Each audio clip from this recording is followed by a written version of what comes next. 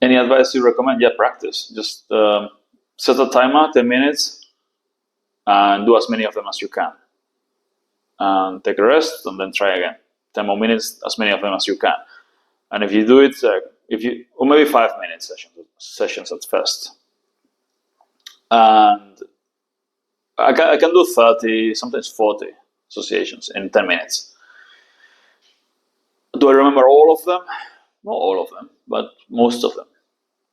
The more you practice, the better you'll get. The faster you'll be able to create associations, and the better they will be.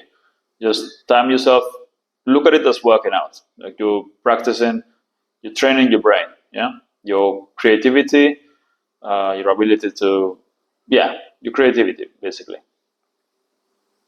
Next question. Linda asks, when you do associations, do you find that you just do it once and you remember the words, or do you review the associations that you have created previously so that you can remember the words? I review the words either with SRS systems. I'm doing more of that lately because it actually works. It's kind of boring, but it works.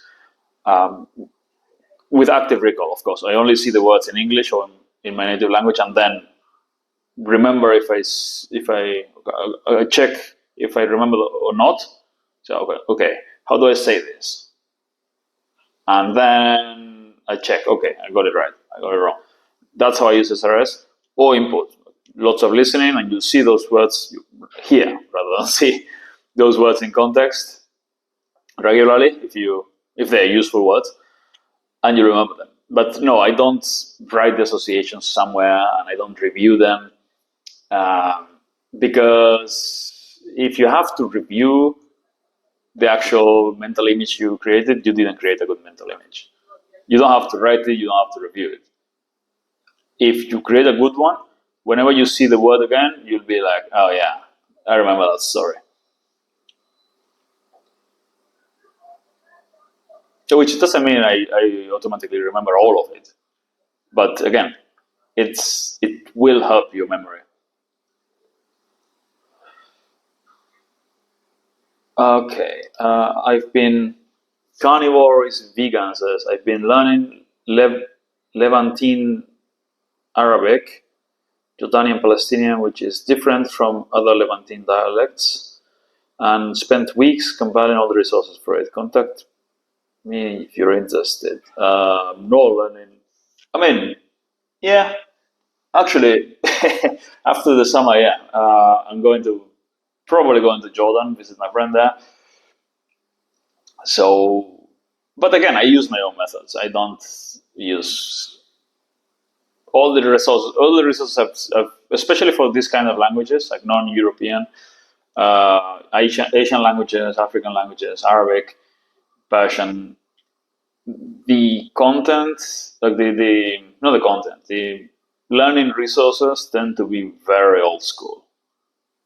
It's made for Europeans, by Europeans for Europeans, or Americans, like people who learn those languages the really old school way, and then they teach them the really old school way, and it's not the best way. So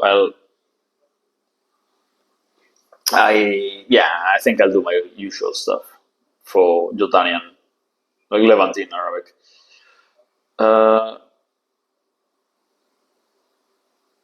Okay. In order of importance, learn reading. No, you shouldn't read. You shouldn't learn reading when you shouldn't. No, you shouldn't. But it's not the first thing you should learn to read in Arabic, because it's really slowing you down, because you will never read very fast in Arabic if you're not a native speaker, or if your native language is Urdu and you can already read Arabic characters. Yeah, but if you come from a background where you use the Roman alphabet, reading the Arabic alphabet, you will always be very, very slow. It's a language that you should learn phonetically. Yeah, learn to read. It's interesting, and it's once you're there, you can read the signs and you can read the restaurant menus and things like that. But to learn to speak, you need a lot of speaking and a lot of listening. And reading is really going to slow you down.